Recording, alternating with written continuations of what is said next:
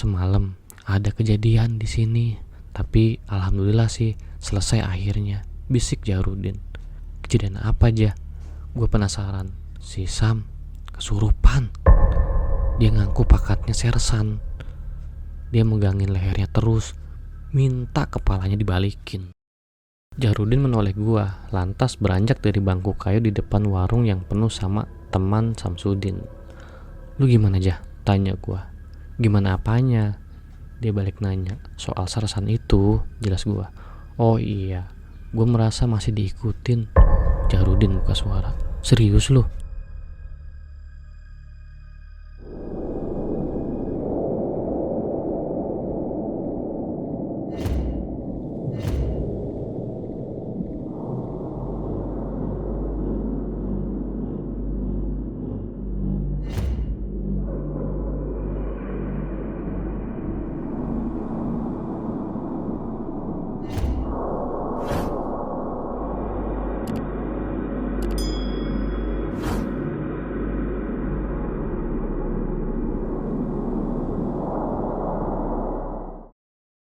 Assalamualaikum warahmatullahi wabarakatuh. Ya teman-teman, ini adalah cerita part 2 lanjutan dari Misteri Gunung Ciremai.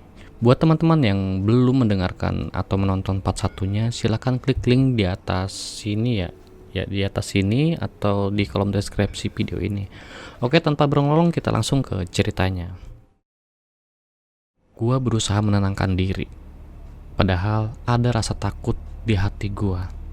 Sementara gua nggak juga bisa melihat penampakan yang sedang menyibak semak belukar itu. Geraman harimau terdengar nyata dari hadapan gua. Entah kenapa, gua justru merasa tenang. Sebab geraman itu lebih mirip ajakan gua mengikuti dirinya. Gua mencoba berkomunikasi meskipun gua nggak begitu yakin apa dia mengerti kata-kata gua. Yang pasti gua berkata, "Punten Karuhun, saya memang memanggil untuk meminta tolong ditunjukkan jalan yang keluar. Mohon maaf kalau saya mengganggu Karuhun. Saya Cicit dari," gua sebutin ujung silsilah gua yang pernah gua tahu dari lembaran kertas silsilah keluarga gua. Gua terbata-bata ngomongnya antara takut salah dan takut diterkam. Padahal gua nggak melihat sama sekali wujudnya. Terdengar geraman berat dari hadapan gua. Tak lama kemudian, semak di hadapan gua seakan bergoyang memutar dan lurus ke depan. "Jah, lu lihat semak itu?" bisik gua ke Jahrudin. "Iya." Suara Jahrudin terdengar bergetar. "Jangan takut, kita ikutin aja. Insya Allah kita bisa turun," kata gua yakin. "Ayo," ajak gua. Segera gua dan Jahrudin melangkah mengikuti sibakan semak itu. Perlahan-lahan semak di depan gua tersibak belok ke kiri. Sesaat gua berpaling ke arah kanan. "Astagfirullahaladzim, Jah, lihat," kata gua sambil melihat ke arah kanan. Ternyata di sisi kanan gua itu adalah jurang yang terjal, entah mengarah ke sungai atau ke daratan. Yang jelas, kalau semalam aja gua dan Jahrudin menyusuri ke arah ini, pasti gua berdua akan celaka. Geraman harimau itu masih terdengar seiring tersibaknya semak-semak di depan gua. Kira-kira 5 meter di depan. Gak berapa lama, arah sibakan agak menanjak ke atas. Sesaat, suara harimau itu hilang. Dan di hadapan gua ada jalan setapak. "Jah, kita ketemu jalan setapak," seru gua takjub. "Alhamdulillah ya Allah," ucap Jahrudin. Berdua gua dan dia langsung sujud syukur. Gua langsung lupa dengan sesuatu yang gua anggap harimau yang gak berwujud itu, yang sekarang pergi entah kemana. Bergegas gua dan Jahrudin berlari ke arah kiri menuju ke bawah. Gua lihat sekeliling, pemandangan di sekitar gua masih hutan pinus. Berarti gua belum tinggi berjalan dengan Jahrudin. Tapi kenapa rasanya udah di entah berantah lah. Lari dan lari ke bawah secepat yang gue bisa bersama Jahrudin. Tujuannya cuma satu, gue dan Jahrudin haus. Sebab dari semalam belum minum. Sampai di dataran yang agak landai, gue lihat ada penampakan tenda. "Tenda aja, ada yang camping, kita ke sana," seru gue ke Jahrudin yang ada di belakang gue. Gue lihat tuh anak ngos-ngosan. Kasian juga, gak pernah camping tahu-tahu gue ajak ke gunung, Ciremai lagi. Jangan cerita soal kita di atas ya, Jah. Ini cuma lu dan gue yang boleh tahu, kata gue mewanti-wanti. Jahrudin mengangguk. Sampai di depan tenda, gue lihat ada asap mengepul. Rupanya mereka sedang memasak air. Assalamualaikum, seru gue mengucap salam. Waalaikumsalam, jawab beberapa orang di dalam tenda. Sesaat, beberapa orang muncul dari dalam tenda. Nampak seumuran dengan gua. Ada juga yang kelihatan lebih dewasa. Boleh minta air, Bang? Kebetulan air kami habis. Gua tersenyum pada mereka. Oh, silakan Bang, banyak kok. Ngopi dulu aja bareng kami, jawab mereka ramah. Alhamdulillah, ketemu teman-teman di sini nawarin kopi dan gua saat itu emang pengen banget ngopi. Gua dan Jahrudin langsung melepas penat, minum dan ngobrol dengan mereka. Ternyata mereka adalah remaja-remaja satu lingkungan dari sebuah RW di Tangerang. Mereka baru datang dan rencananya sore nanti akan naik ke puncak. Bareng aja Bang, ajak mereka.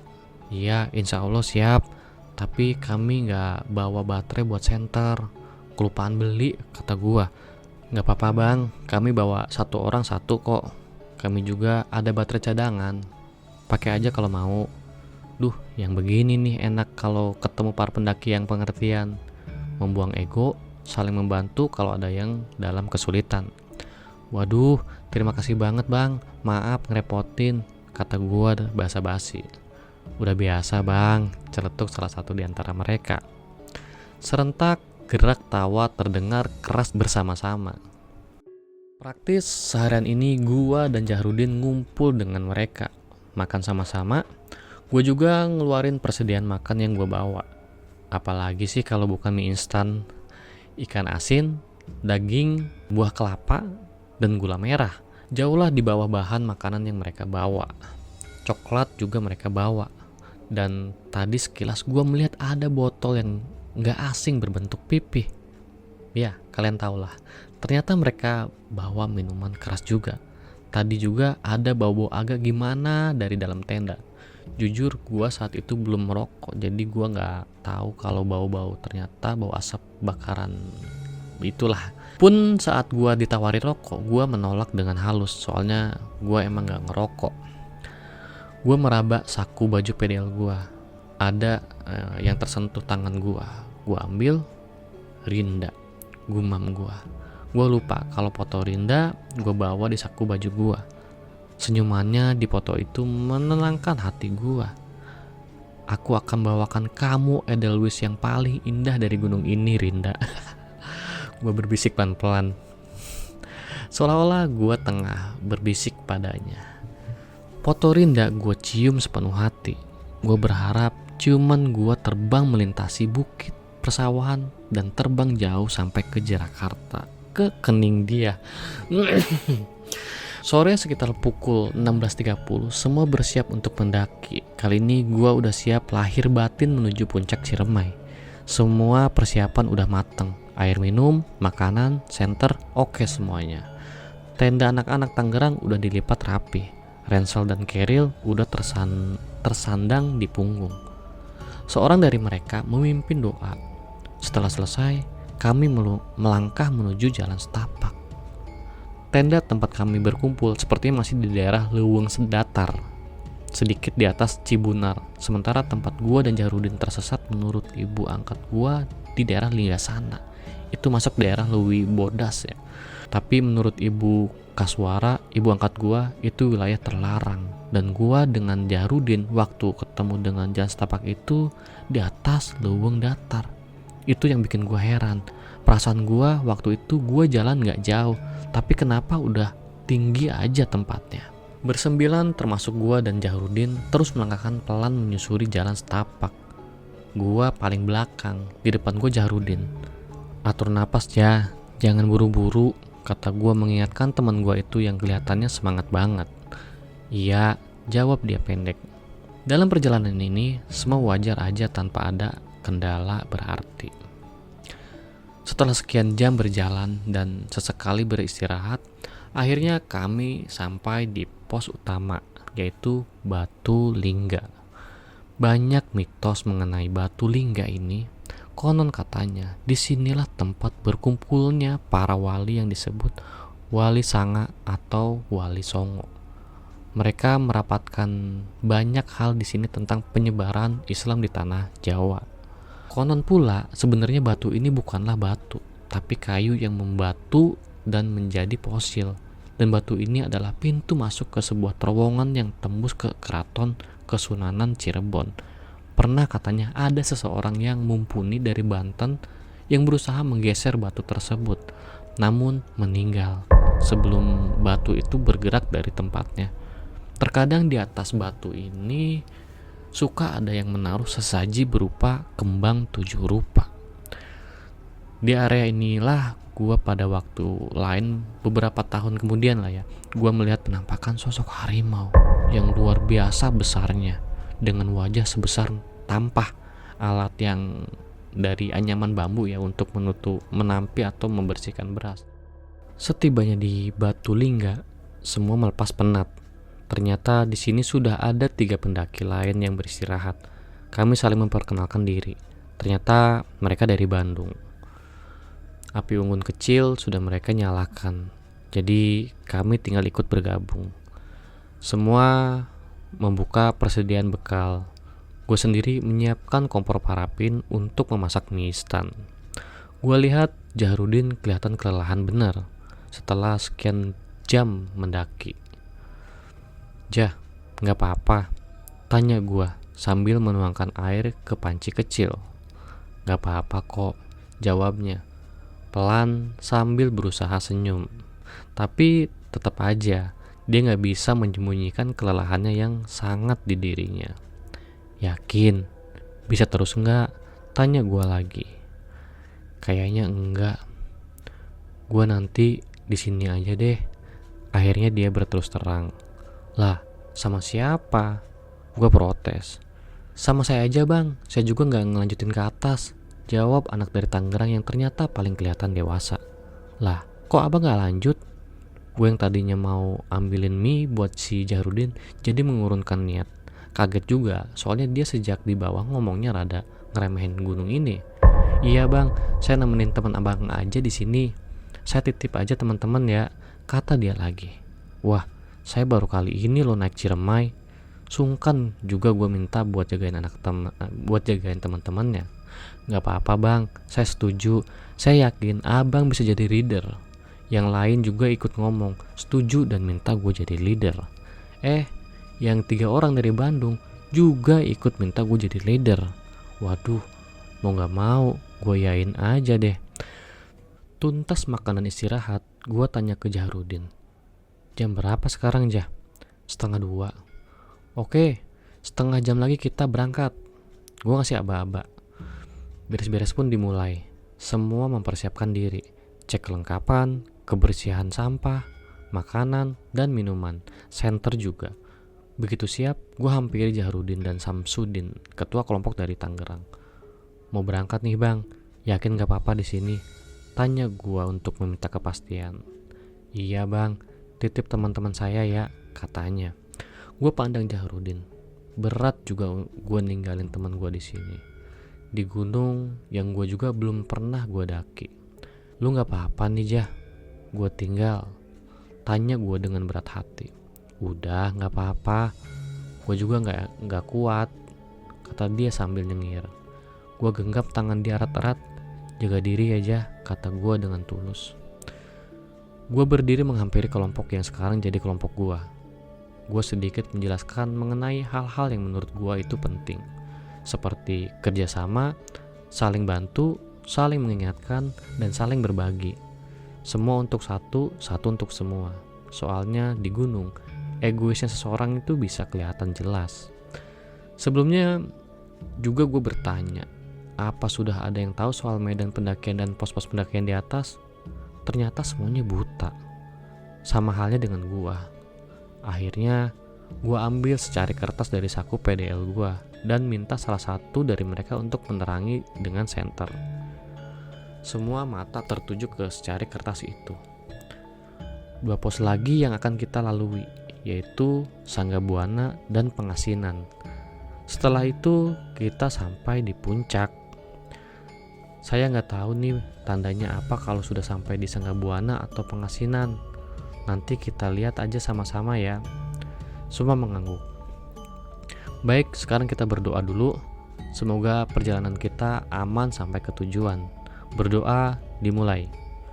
Gua menundukkan kepala, menadahkan tangan, membaca Al-Fatihah, lalu memohon keselamatan. Selesai, ucap gua. Bismillah. Gua pun melangkahkan maju ke depan. Senter gue nyalakan untuk membelah malam. Semua mengikuti langkah gua. Sekarang gue bersepuluh dengan kelompok yang dari Bandung. Lampu-lampu senter membelah kegelapan malam. Sesekali terdengar gemericik dari sisi kiri dan kanan jalan setapak. Agak jauh, tak tahu itu apa, tapi yang jelas semoga tidak mengganggu perjalanan kami. Sejam lebih, akhirnya kami sampai di sebuah dataran. Pohon-pohon besar telah hilang, kini berganti dengan pohon-pohon pendek berdaunan kecil. Ada sebuah pohon besar berdiri kokoh di dataran ini, entah pohon apa. Seperti beringin, tapi itu bukan beringin. Sementara senter sudah redup. Itu pun tinggal 3 yang bertahan, termasuk yang gue pegang. Redupnya udah gak bisa buat menerangi jalan. Samar-samar puncak Ciremai yang angkuh terlihat dari kejauhan, membayangkan dalam tamaram sinar bulan dan bintang. Kita kemana sekarang? Tanya yang dari Bandung. Sebentar, gua rogoh saku pedel gua. Lah, gak ada. Waduh, kemana hilangnya kertas itu? Gua cari di saku dan yang lain sampai saku celana gua. Gak ada juga. Kertasnya hilang. Mungkin jatuh di jalan tadi. Hening. Semua diam, mungkin sedang berpikir. Itu puncaknya kan? Seseorang bertanya sambil menunjuk ke arah puncak. Semua mata mengikuti arah tangannya. Iya, gak jauh lagi. Mungkin ini Sanggabuana. Pohon itu yang jadi petunjuk, kata gua sambil menunjuk pohon besar itu. Berarti Pengasinan di depan. Kelihatan sih gak jauh, tapi curam banget jalurnya. Gua bisa bilang begitu soalnya meskipun kelihatan dekat, puncak itu kelihatan tinggi dan curam derajatnya. Dan jalan setapak benar-benar gak kelihatan. Sialnya sekarang semua senter mati. Udah bolak-balik baterai, digoyang-goyang tetap aja mati. Kita sekarang bergantung sama cahaya bulan dan bintang nih. Senter udah pada mati semua. Siap? Tanya gue ke semuanya. Siap, jawab mereka berbarengan. Gue perhatikan di sisi kanan dan lakukan seperti jalan setapak. Mungkin ini jalurnya. Kita lewat sini aja. Gue melangkahkan lebih dulu. Yang lain mengikuti secara perlahan-lahan. Cuma tekad dan nekat, itu aja. Berharap segera sampai di puncak. Jalan yang gua lalui anehnya agak menurun sedikit, lalu agak terhalang semak seperti pepohonan, saling melilit. Benar-benar gelap. Ada yang bawa golok atau sangkur, seru gua di barisan belakang. Ada bang, sebentar, sahut dari belakang. Gak lama seseorang menyerahkan sebilah golok.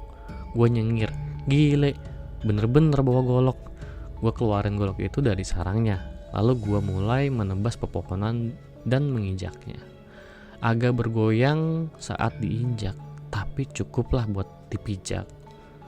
Gue terus menerabas ke depan dengan berpatokan pada bayangan puncak. Setelah beberapa lama yang melelahkan, akhirnya ketemu tanah bebatuan. Kita sampai puncak, seru gue. Gue langsung bergegas ke atas. Terbayar sudah perjuangan sejak dari kemarin. Gue melangkahkan terus menuju satu bebatuan besar di bibir kawah. Meskipun masih agak gelap, namun remang-remang masih kelihatan. Di belakang gue semua juga bergegas. Akhirnya sampai juga. Semua bergembira. Ada yang bertakbir, ada yang teriak, ada yang berpelukan. Gue memandang sekeliling. Kelap-kelip kota di bawah sana sangat terlihat jelas. Nampaknya sunrise masih beberapa saat lagi hadir. Beberapa menghampiri gua yang masih berdiri tegak. Selamat ya bang, sampai puncak juga kita. Gua tertawa sambil salam komando pada mereka. Selebihnya mereka sibuk dengan urusan masing-masing. Ada yang berfoto, ngemil coklat, atau mie instan, minum, ngobrol, dan sebagainya. Gue sendiri membuka perbekalan tradisional gue, yaitu kelapa tua setelah sebelumnya gue minum buat menghilangkan haus. Sesaat pandangan gue tertuju ke bawah. Jalan setapak. Lah, ini jalannya. Tadi gue lewat mana ya? Tak berapa lama, sembulat merah di ufuk timur mulai terlihat. Matahari mulai menampakkan batang hidungnya. Merayap perlahan-lahan. Sayang, gue gak bawa tastel atau kamera. Akhirnya yang ditunggu-tunggu datang juga. Sunrise. Subhanallah, gue menyebut asma Allah begitu melihat keindahan yang terpampang di depan mata. Garis-garis sinar matahari menghias langit seperti kipas cahaya. Menakjubkan. Bang, sini foto bang. Seseorang dari mereka memanggil gua. Gua pun menghampiri. Gua pasang kacu merah putih pramuka di leher gua. Dan gua ikut berfoto. Meskipun sampai sekarang gua nggak tahu fotonya di mana. Selesai berfoto-foto, gua menghampiri rimbunan tumbuhan berselimut serabut putih dengan bunga putih berkelok kuning muda. Edelweiss. Ya, inilah bunga abadi itu. Bunga yang melambangkan kesetiaan dan perjuangan cinta. Gue petik sekuntum. Gue bayangin betapa banyak remaja dan anak muda yang rela mengorbankan dirinya bersusah payah hanya untuk mendapatkan bunga ini. Sesaat gue ingat Rinda. Gue ambil fotonya dari saku baju gue dan gue berbisik, seolah bicara dengan dia. Akan aku bawakan Edelweiss yang terindah buat kamu, Rinda.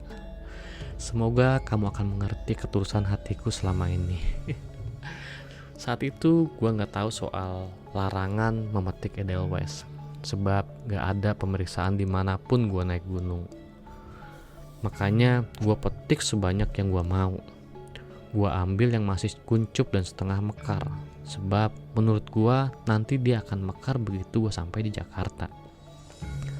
Gue penuhi isi ransel gue padet. Dan sedikit gue ambil beberapa batang pohon di Ciremai ini yang berdaun hijau kemerahan yang akhirnya gue tahu itu namanya pohon cantigi. Dan kelak nanti di Jakarta ternyata Rinda gak menggubris Edelweiss yang gue berikan. Dia juga tetap menganggap gue hanya sekedar kakak kelasnya dan kakak pramukanya. Aduh.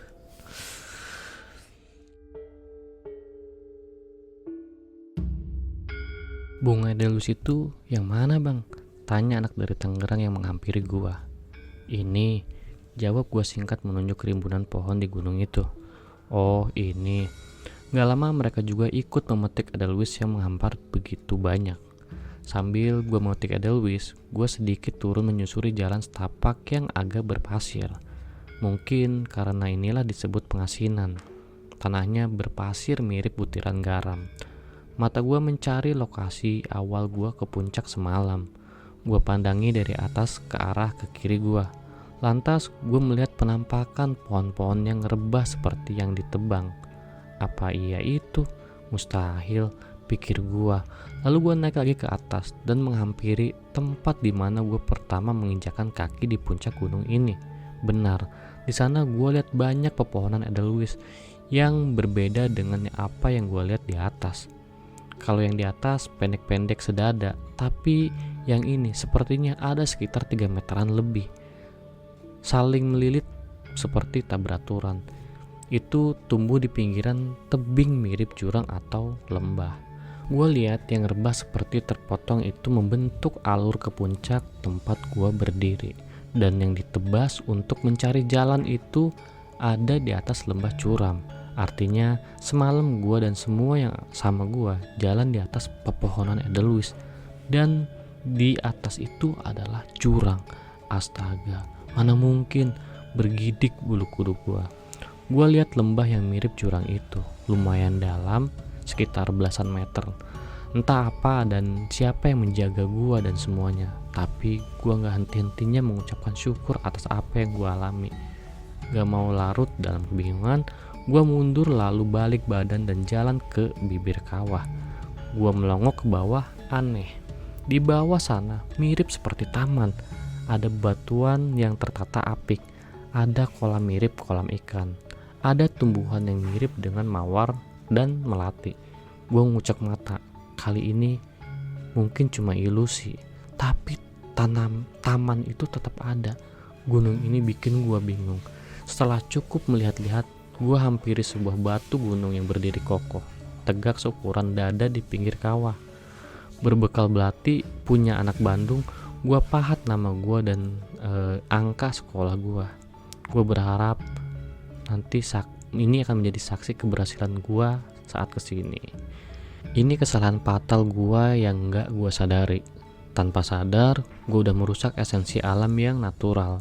Ternyata nama gue dan nama sekolah gue gak hilang sampai beberapa kali gue kesana.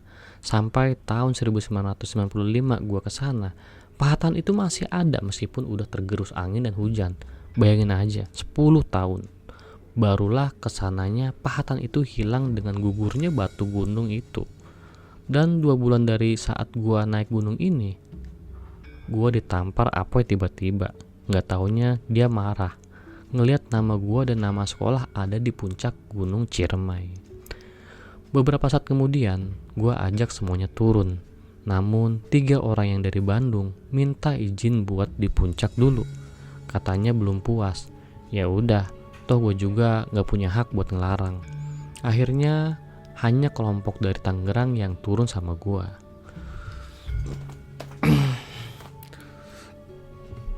Kebanggaan udah jadi tinggal di puncak Jawa Barat ini. Keanehan udah jadi bagian perjalanan gue kesini. Saatnya turun menjemput Jahrudin, sahabat gue yang lagi nunggu di Batu Lingga.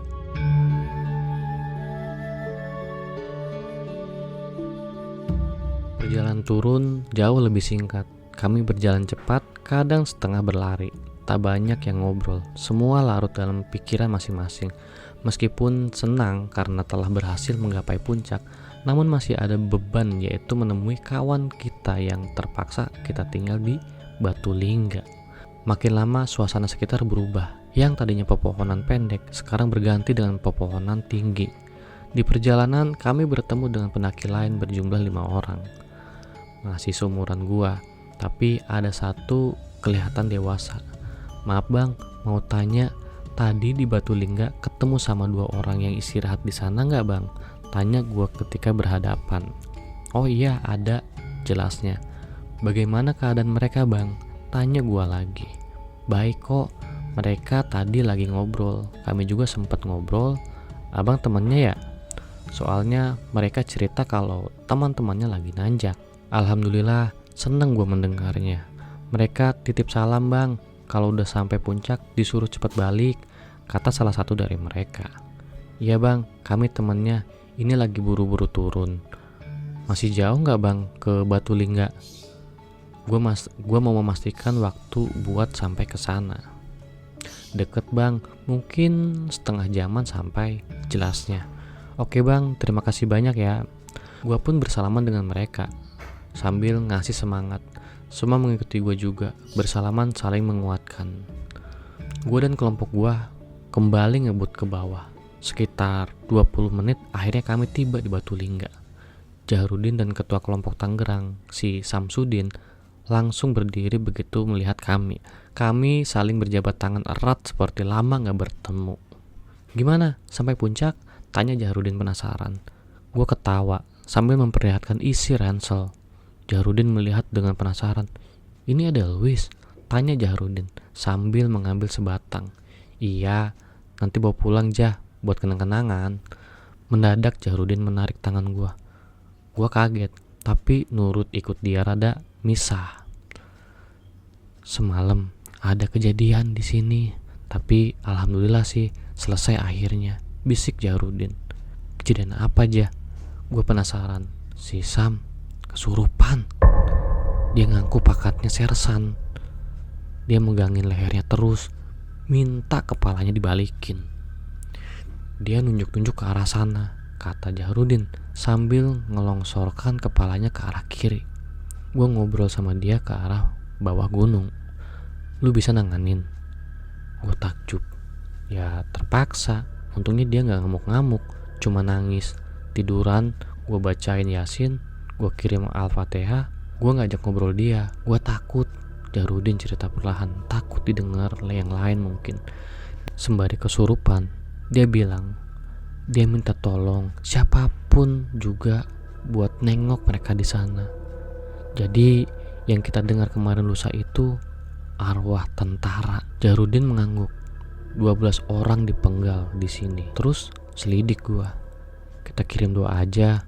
Kalau disuruh ke sana lagi, gua nggak mau. Doakan bisa dari mana aja. Jahrudin lantas diam. Soal kepala, Jahrudin tiba-tiba bergidik. Bukan kita yang mesti cari. Lagi pula setan bisa nyerupai siapa aja dan bisa ngaku apa aja. Tapi kan ini di Batu Lingga aja. Waktu kemarin kan lokasinya jauh. Gua rada bingung. Mana gua tahu, emangnya mereka seperti kita? Cetus Jahrudin. Ya udah nanti kita cari tahu. Sahut gua. Gua tepuk bahu dia menenangkan dirinya. Gimana bang? Kita turun sekarang? Tanya Samsudin. Gak ada kejanggalan dari sikapnya. Pastinya dia gak tahu kalau semalam dia kesurupan. Tapi gue gak enak juga berlama-lama di sini. Oke, kita turun sekarang, kata gue sambil mengangkat ransel dan memasang di pundak. Selanjutnya kami serentak bergerak turun menyusuri jalan setapak. Ada keringanan saat turun, sebab semua berkumpul tanpa kurang apapun juga. Cuaca teduh karena matahari terhalang dari rimbunan pohon. Perlu waktu beberapa jam untuk sampai di tempat semula, tempat awal kita mendaki, yaitu di area antara Cibunar dan Leuweung Datar. Tapi tak seperti saat naik yang butuh waktu sekitar 12 jam. Untuk turun kembali di area atas, kami memerlukan waktu hanya 7-8 jam. Akhirnya kami sampai juga ke lokasi tempat kelompok anak-anak Tangerang mendirikan tenda. Kami pun beristirahat di sana. Tanpa mendirikan tenda, kami mempersiapkan makan dengan memasak mie instan. Untuk urusan logistik, aneh acungin jempol buat kelompok dari Tangerang ini. Mereka bawa lengkap dan berlebih.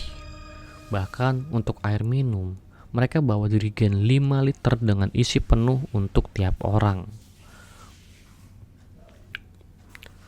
Sambil memasak, kami ngobrol apa aja diselingi canda dan tawa. Aneh bergelitik untuk bertanya ke si Samsudin perihal semalam dia di Batu Lingga. Bang, bisa ngobrol sebentar? Ajak gua buat sedikit menyingkir dari kelompoknya. Oh, ayo bang. Dia bangkit dan berjalan sama gua ke tempat Jahrudin duduk. Akhirnya gua, Jahrudin, dan si Samsudin duduk dengan posisi berhadap-hadapan. Gua menghela napas sebentar. Abang semalam gak kenapa-napa? Tanya gua hati-hati ke Samsudin. Samsudin memandang Jahrudin yang lagi menatapnya. Akhirnya dia bercerita. Gini bang, semalam saya lagi di depan api unggun. Jujur, saya minum Mensen buat ngangetin badan. Soalnya saya merasa dingin banget. Itu sekitar sejam abang berangkat ke atas sana sama anak-anak. Tiba-tiba saya dengar suara-suara aneh kayak orang ngobrol.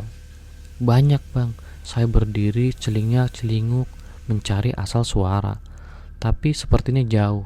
Anehnya, suara jelas seperti dari bawah. Saya tanya Bang Jahrudin, dengar nggak?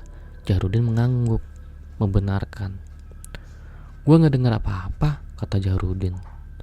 Iya bang, Bang Jahrudin bilang gitu, kata si Samsudin lagi. Tapi karena nggak ada orang juga dan Bang Jahrudin juga nggak dengar, saya duduk lagi. Mungkin itu halusinasi saya. Samsudin pun terdiam sesaat.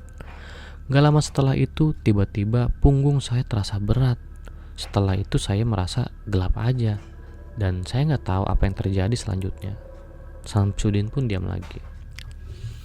Pokoknya bangun-bangun saya merasa pusing. Terus saya dikasih minum sama Bang Jahrudin. Saya ingatnya saya tiduran waktu dibangunin Bang Jahrudin. Jahrudin gak cerita? Tanya gue. Enggak. Bang Jahrudin cuma bilang saya ketiduran karena sakit kedinginan.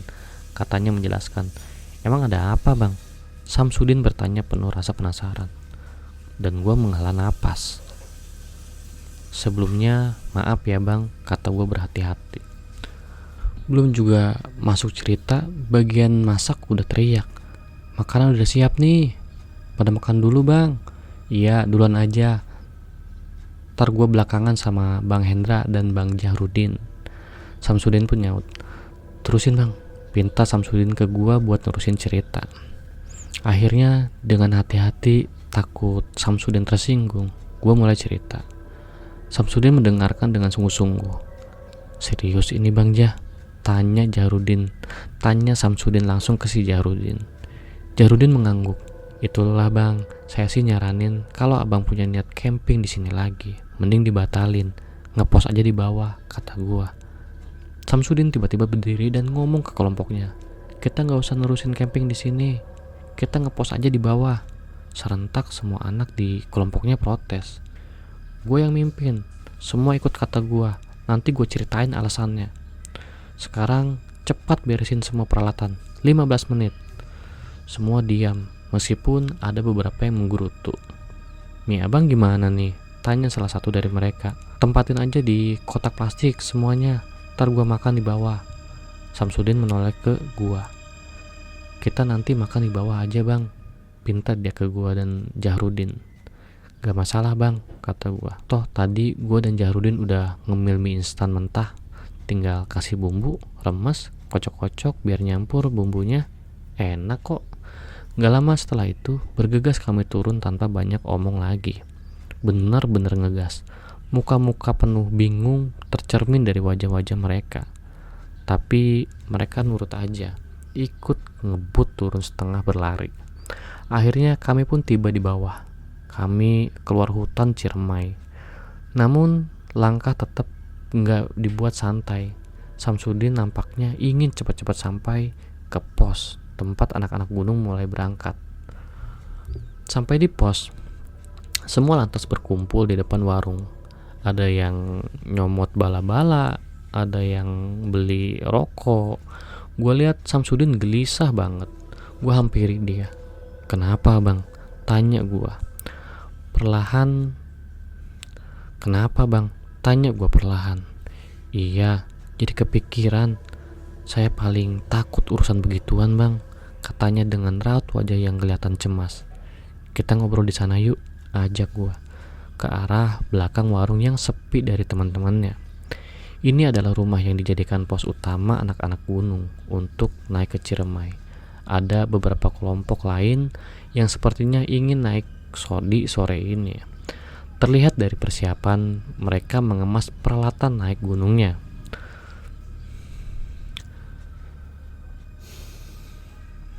Setelah basa-basi dengan kelompok anak gunung lain, gue mulai membuka obrolan. Sebenarnya bang Sam, gak perlu khawatir. Ini gak ada hubungannya dengan Bang Samsudin. Tadi di sana saya cuma berjaga-jaga, takut ada apa-apa. Makanya saya saranin gak nenda di atas. Sejenak gue berhenti ngomong. Saya mau cerita soal kejadian sebelum saya dan Jahrudin datang ke tenda ini bang. Sekedar untuk menyambung kejadian yang dialami oleh Bang Samsudin. Begini kejadiannya. Maka gue mulailah bercerita mengenai kejadian awal gue dan Jahrudin naik gunung Ciremai. Namun ada yang gak gue ceritain, yaitu mengenai harimau goib yang gak kasat mata. Soal itu biarlah jadi rahasia antara gue dan Jahrudin. Samsudin menyimak cerita gue yang antusias banget. Setelah gue selesai cerita, dia bertanya, lantas kenapa saya yang kena ya bang? Kan saya sejak awal gak tahu kejadian itu, tanyanya. Lagi pula kalau dipikir-pikir, lokasinya kan jauh, katanya lagi. Justru itu bang, saya juga bingung kenapa bisa sampai jauh banget. Mungkin menurut saya, abang saat itu pikirannya kosong. Mungkin juga abang ada salah di sana, atau mikir macem-macem. Gue mencari hubungan yang paling mungkin. Atau juga sebenarnya mereka menginginkan kami berdua aja bang. Samsudi diam. Akhirnya keluar pengakuan dari dia. Iya bang, saya di sana sempat berpikir macem-macem. Takut ada sesuatu yang goib. Soalnya suasananya sepi banget. Kan saya cuma sama Bang Jahrudin doang. Takut ada setan atau apalah. Saya juga banyak ngelamun soal hidup saya. Saat itu saya minum ya seperti itulah buat ngilangin hawa dingin. Padahal Bang Jahrudin lagi ngaji. Mungkin karena abang ngelamun itu yang paling mungkin. Kalau soal minuman mungkin udah biasa bang.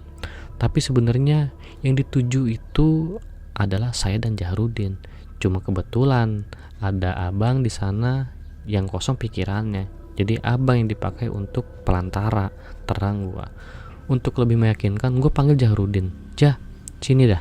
Jahrudin menoleh gua, lantas beranjak dari bangku kayu di depan warung yang penuh sama teman Samsudin. Lu gimana Jah? Tanya gua. Gimana apanya? Dia balik nanya. Soal sarasan itu, jelas gua. Oh iya, gua merasa masih diikutin. Jahrudin buka suara. Serius lu? Cecer gua. Ini anak kok diam aja dari tadi. Gak ngomong kalau punya perasaan begitu. Serius? Makanya gue dari tadi diam aja. Katanya lagi. Kayaknya kita harus misah deh sama Bang Sam. Buat jaga-jaga aja. Pinta Jahrudin. Pulang. Gue minta kejelasan soal kata pisah. Ya gimana bagusnya aja. Rencananya kita kan besok balik ke Jakarta. Ya udah, kita jalan-jalan aja sambil lihat-lihat. Kalau kita harus pulang ya pulang, kata gue akhirnya. Yaudah Bang Sam, saya sama Jahrudin mau lihat-lihat ke bawah. Bang Sam tenang aja, jangan dibawa pikiran. Pinta gue ke Samsudin. Kalau ada apa-apa, banyak yang diminta tolong ini kok di sini, gitu, kata gue lagi. Padahal gue buru-buru tahu, kesini aja baru sekali ini. Abang punya kenalan nggak di sini? Tanya Samsudin ke gue. Nggak punya bang. Justru mau jalan-jalan itu biar punya kenalan. Kali aja ada, terang gua. Gak lama akhirnya gua dan Jahrudin pamitan ke semuanya yang ada di situ. Sebelumnya Jahrudin membayar semua yang dimakan dan diminumnya. Gua dan Jahrudin berjabat tangan ke kelompok Tangerang yang tadi seperti saudara. Samsudin memberi alamat rumahnya ke gua. Main-main ya bang, kalau ada waktu pinta dia. Insya Allah bang, jawab gua. Assalamualaikum, gua pamit. Waalaikumsalam, balas mereka hampir serentak bersambung. Oke teman-teman, itulah part 2 dari cerita ini. Jangan lupa saksikan part 3-nya hanya di channel Albert Adventure. Agar tidak ketinggalan, jangan lupa subscribe dan aktifkan notifikasinya biar gak ketinggalan cerita selanjutnya ya. Karena masih banyak kisah horor dalam cerita ini. Terima kasih yang sudah menyimak. Wassalamualaikum warahmatullahi wabarakatuh.